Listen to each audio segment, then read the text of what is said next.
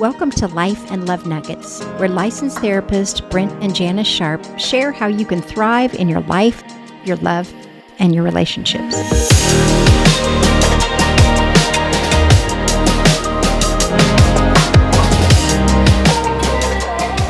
Hello, friends. Welcome back to Life and Love Nuggets. We've been talking about this idea of safe people, how to find safe people in our life, how to be safe people for others.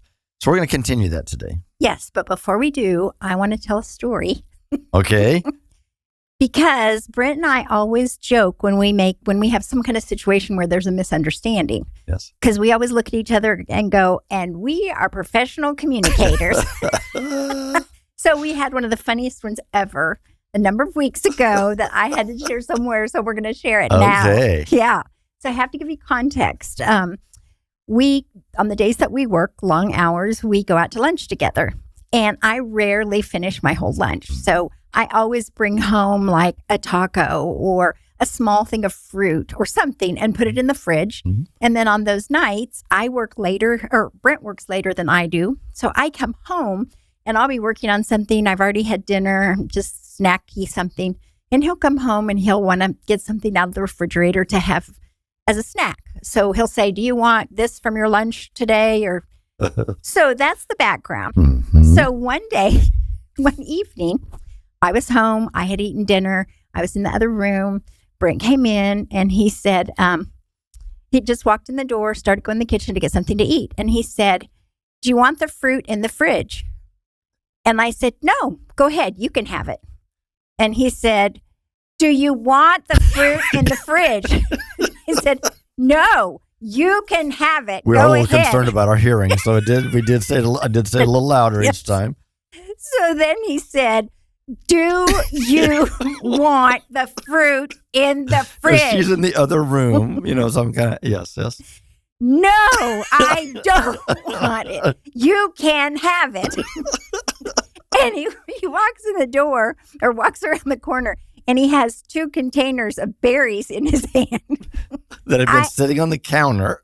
And I forgot I had picked them up on the way home from work and I set them on the counter. So he was asking, do I want the berries in the fridge? To put them in the fridge. Can I eat the little package of fruit that's already in the fridge? Oh my God. So now when we miscommunicate, we just look at each other and go, do you want the fruit in the fridge?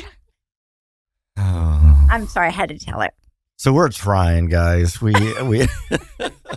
But we've talked about such serious things for so many times in a row. We had to add something fun in there. Yes. Yeah. So we just want you to know that everything we talk about, in fact, I tell clients every day that everything I share with you is stuff we had to learn the hard way. And obviously we are still learning. Yes, and how to clearly communicate things from time to time. Oh my goodness. So today we want to add to this conversation about safe people. We want to talk about safe and wise people. We've tried to define safe people, but wisdom is really critical in this, in our lives and in our relationships. Wisdom is just defined as the quality of having experience, knowledge, and good judgment. The quality of being wise. So we've said that the key to being safe is simply being present with someone with empathy, unconditional acceptance, genuineness. So being safe means we might not say much. We might just listen and validate their experience and to be present. But it's also okay at times when we feel like there is something that we could say that could be helpful to somebody. It's okay to say that, okay? And but the key is after you've heard them, after you validated, after you've just been present with them. And so what does wisdom look like? If we want to share wisdom, then what does that look like? And I'd also say that the beginning of even sharing with somebody to make sure that they felt heard, that they felt that you're not jumping too quick to fix, is even saying, hey, I've had a thought about that. You know, can I share that with you? They might say, no, I just needed to know that I wasn't alone, that you can just let it. And that tells us, okay, I need to bite my tongue. I don't care how wise what I have to say I think is. We need to make sure that they're ready for that. Mm-hmm. Yeah. So characteristics of a safe and a wise person. So I want to be safe and wise. I want to take the things that I've learned from the past and apply them in positive ways. But becoming wise is like all kinds of things. It's not magical. Right. It has to really be cultivated. It has to be built in our lives. It's kind of like when I talk to my clients about being an interesting person. How do you become an interesting person? And I'll always say, if I'm 90 and I want people to come talk to me because I'm interesting, it's like, oh, I'll go have tea with Janis because I love to hear some of her stories and she's an interesting person. It means we have to do some interesting things in our lives now in order to have those stories. That, yeah, we cultivate that until we're 90 or 95, or I'm going for 96. So we have to cultivate wisdom in our lives the same way that we have to cultivate being interesting. Wise and safe people, wise people are safe people for themselves and for others. There's going to be some overlap in what we talked in our last podcast because they're so similar. But I think it's important that we really meditate or think upon those things to look at, am I safe? Am I wise? Psychologists Grossman and Dorfman have done a lot of work in the area of wise people. And so we're going to look at some of the things they have to say, and then we've added some things on the traits of wise people. And these these help us know people that are good to live with, to work with, and to play with. So one of the characteristics is wise people are humble. Humble people have a positive sense of their own self-worth, but also value what others have to bring in a relationship or to a project. Wise people have integrity, which what we mean by this is they're seeking the well-being of others. They're not manipulative. They're not trying to get something from you. They're not trying to manipulate your behavior so that you can then give something back to them. They actually are totally focused on the well-being of you. Wise people welcome different perspectives because they recognize their own limitations.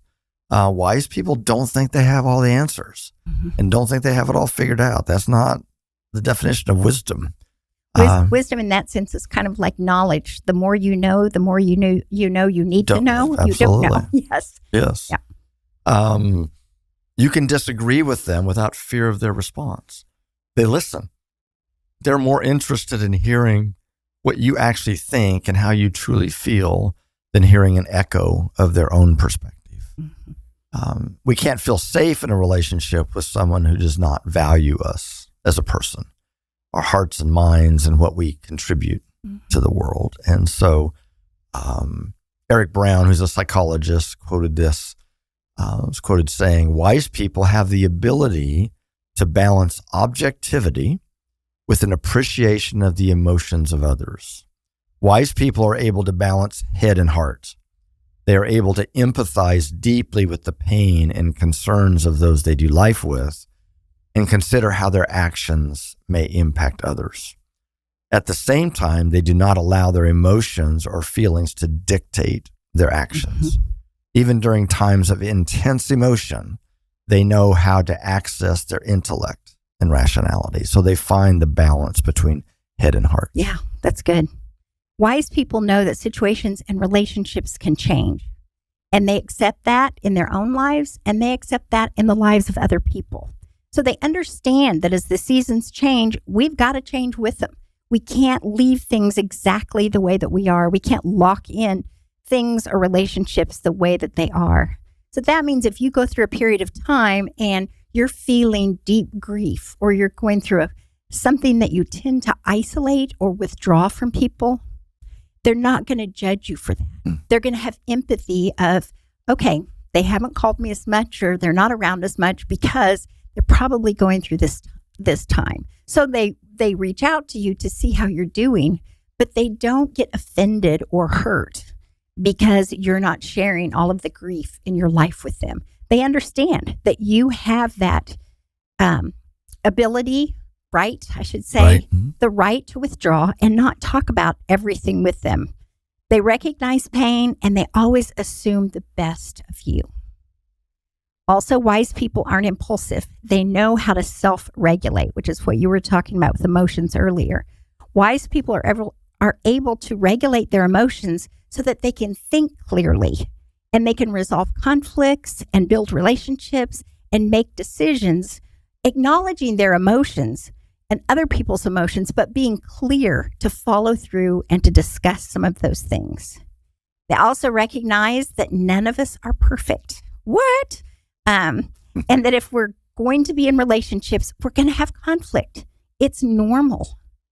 And they're willing to work through that conflict and not allow a conflict with somebody or a disagreement with somebody to derail their relationship. Good. They're willing to work on the things that need to be worked on. So wise people also see and recognize patterns. Now, the reality is older isn't always wiser. There are older people that are not very wise because they haven't learned from their circumstances or picked up insight from their situation. So the people who are wise look to see what they've learned from past situations and how to apply that to new challenges that they have. So you see this integration of experience and what they've learned and how that can be applied to new opportunities. Wise people can navigate their environments well, which in essence suggests it's back to this idea they recognize things are going to change. Mm-hmm. We're going to get thrown curveballs all the time. We talked about grief before. We've talked about the fact that we believe that everybody's grieving something all the time. So it just means change. I mean, life can be going just really sweet, and you're going to have things that just aren't the way you wish they were. And so wise people navigate the reality that things are going to change, that we can't just lock into, okay, this is the way it's going to be forever, and set ourselves up for that. So Robert Sternberg, he's a psychology professor at Cornell, says, one attribute of wise persons is their ability to decide between three possible responses to one's environment. The first one is when a person is not pleased with their circumstances or situation, they can simply adjust or adapt to their context. So we have the ability to, okay, this isn't working out this way anymore. We've had, in our private practice, we've had people at times move or they decide to go out on their own or whatever. And as much as we don't love it's not thrilling to see that kind of change. Yeah. We've just had to learn to adjust. Yeah. Okay, that's what it is now. So what do we do about that? The second is they can seek to shape their situation and begin to, again, which is making adjustments, to that. Or the third is to seek a new environment altogether. We've had times where we've thought, okay, do we need to think about a different model of how we're doing our practice or doing life? Yeah. Maybe we this need means to make big there changes should be in our life. a bigger change Yeah. or whatever.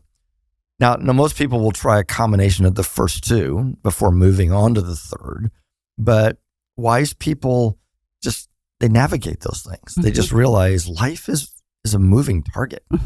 And so we simply have to do the best we can with the circumstance that we're faced with and our, the resources that we have. It's not getting stuck where we are saying this isn't how it should be, but I'm not going to move or do anything different. I'm just going to be miserable in this. They accept it and they move on. Along with that, wise people make the best of bad situations. As you said, we've got a lot of disappointments and hurt in our lives. Things don't always work out the way that we want them to, but that's part of life. And so we have to go, what's the best in this situation? What can I do with this? Wise people have a way, or know the way we respond to deep disappointment has significant impact on who we become. They look for things they can change and they accept the things that they can't change and they adapt to them. And, I have to say, after, 46 years of marriage and all the different things that we've been through, we've hit some hard times. We've hit some times that have been extremely painful. But even though they were so painful at times, I thought they were devastating and we wouldn't recover. I would not trade what we've done in our lives for anything. Yeah. Because I feel like we've grown in so many ways. And I know personally it's helped me confront some of my own issues and really deal with those. So I think there's been blessings in the hard things that have come and learning how to adapt and get the wisdom that comes from those. Yeah, that's the challenge, which I love and I hate, is that most growth in our life is going to come through pain. Going to go through things don't work out the way we wish they would. Yeah. And if we can just lean into that. I tell my clients every day that they come in oftentimes with a lot of pain. And I said, just lean into this. There's something here we can learn from.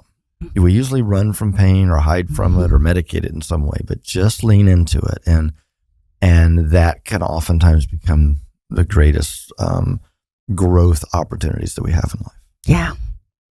It is important to remember that wise people choose their close relationships carefully. So we need to cultivate wisdom within us so that we can be helpful for other people, but also so that we can have good relationships with wise people, so that we do have those healthy relationships. And so sometimes that means we have to look at our past mistakes in relationships, see the ways that we have messed things up, look for ways to grow and change from that so we can go forward to being those safe and wise people for people around us. It's that humility thing. There's relationships I look back on that, oh yeah, I think I messed that up. And so it's accepting that and then learning and growing and moving on to other relationships. So as we close this section, this time where we've looked at safe people, now we're adding wise people to that. We're going to end with some of these, kind of a summary of these qualities and characteristics of safe and wise people. And they're quotes from real people. Yeah, and so we kind of have the quality, and then it came out of a response from people that were interviewed. Yeah. And so just listen to this and maybe put this as a little bit of a kind of a framework around your life and your relationships and how are you being with other people? And do you have these people in your life as key resources? So the first one is they listen first. So somebody said, someone who listens with empathy and who knows they can't fix it, but is still there without judgment. Really powerful. Number two, they validate. The person said validation. They don't have to try to understand, but they listen and validate what you're feeling and realize it's real and legitimate. Even if they don't get it, they realize it's real and legitimate to you. Rather than giving the what ifs or the things will be better, they just listen and let the person who's struggling know what they're feeling isn't going unheard. Third one is they help you grow. Person said, someone who helps you grow. That can be a very vague answer, but someone who will not just only be a patient and empathetic person, but also someone who will be firm enough to keep pushing you. I always feel like I have to be fake towards a lot of people because in a way I have to protect them on how I really feel. I feel like they have to, that's interesting, that they feel like they have to, if they let them know how they really feel, they feel like they couldn't handle it or something. Someone who I feel emotionally safe is someone I can let my guard down and just be real, even if it's only 5 minutes seeing that person. Good. The fourth one is they don't tell you how you should feel or think. So other than being non-judgmental, the most important characteristic that an emotionally safe person will avoid saying things like, don't think that way, or you shouldn't feel that way. Those declarative sentences. They shouldn't encourage or enable me in my illness, but they also shouldn't try to devalue or erase my experiences. My feelings and thoughts may be dysfunctional, but they're real. and to dismiss them makes me feel like a child lectured by some arrogant authority figure who is once again telling me how wrong I am. Number 5, they stay neutral when you need them to. The safe people that are the most safe and secure comes with my emotions when my emotions and mental health are consistently neutral. When I start to speak negatively of myself, having an overwhelming emotional response to something, or I'm having a difficult time with any aspect of my mental health. In other words, they don't jump in and judge that and try to fix it. They accept it for what it is. They only react negatively when they truly feel it's necessary, and only react positively when I ask for validation or support. This person goes on to say, this might seem strange, but it's such a beautiful and helpful thing. It gives me the space to handle and work through my stuff independently, while also feeling like I have the safety net of support when necessary. Number 6, and I think this one is absolutely critical in all relationships, they are patient. Patience, because sometimes I'm a mess. I can be inconsistent in my actions, and when I try to talk about my feelings, it can be so scattered that it's hard for even me to follow. Number 7 was they don't judge. So this person's response was, to describe that, was an emotionally safe person is the living embodiment of your favorite blanket right out of the dryer. You wrap up in it, and it doesn't judge you. It's warm and inviting no matter what you're going through or what you have to say. It'll always be there for you no matter what. You feel safe and calm, and once it's worked its magic, happy. That's great. Number 8, they don't take your struggles personally. A person described that by saying it's a person's the ability to not try to make my symptoms all about them. That's good. And number 9, they keep their word. Someone who keeps their word says they're going to call the bank at 4 and actually calls the bank at 4, or tells me they were unable to do it at that time. Number 10, they let you drop your guard. Compassion, listening, empathy, letting me express and process my feelings and thoughts. No judgments, patience, a caring attitude. These are the characteristics from only certain people I know that have helped me immensely. And my definition of an emotionally safe person, it helps me drop my guard that I didn't know was up anyway and really feel vulnerable. I cry and the weight of the issues decreases. It's beautiful.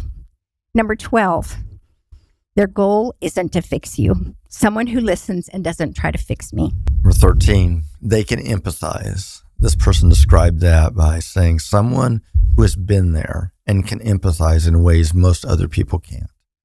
Empathy is the main one for me, they said, and compassion. I don't want to burden anyone, and I don't want to feel like I'm burdening anyone. I have to know they actually care and want to help and listen. She went on to say, I know for sure of 3 people I can count on. That's a blessing. Mm-hmm. Number 14, they are okay with silence. This person said patience and sometimes just being around someone who is quiet. My head will spin so much sometimes. It's nice to have someone that'll just sit there with me and not make my head go any faster. Then number 15, they assert their own needs and boundaries.